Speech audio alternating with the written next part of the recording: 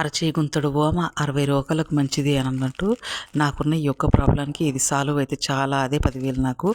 ఏంటనంటే gastric problem. నేను వీటి గురించి చాలా విన్నా, చూశానన్నమాట ఫోన్లో. చూస్తే ఏమంటున్నారంటే దీనివల్ల వెయిట్ లాసు, పొట్ట తగ్గుతుంది, బరువు తగ్గుతారు, చాలా సన్న పడతారు అని చెప్పి ఏవేవో అంటున్నారు.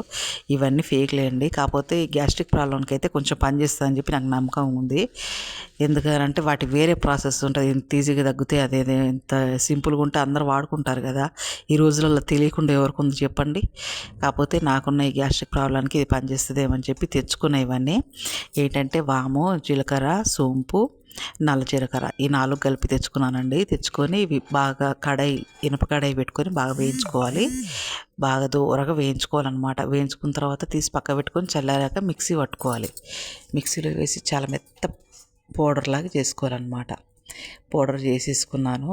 అయితే ఇది ఎలా వాడుకోవాలంటే, ఒక స్పూన్ నోట్లో వేసుకొని పొద్దున పరిగడుపున ఒక స్పూన్ నోట్లో వేసుకొని పైనుంచి గోరువెచ్చటి నీళ్ళు తాగాలన్నమాట, ఒక గ్లాసు అని చెప్పారనమాట. ఇది ఫాలో అవుతున్నా, తగ్గుతుందేమో అని ఆశతోటి. అయితే ఇప్పటికి నేను 2-3 రోజులు అయింది ఇవ్వండి వాడుతూ ఉన్నా.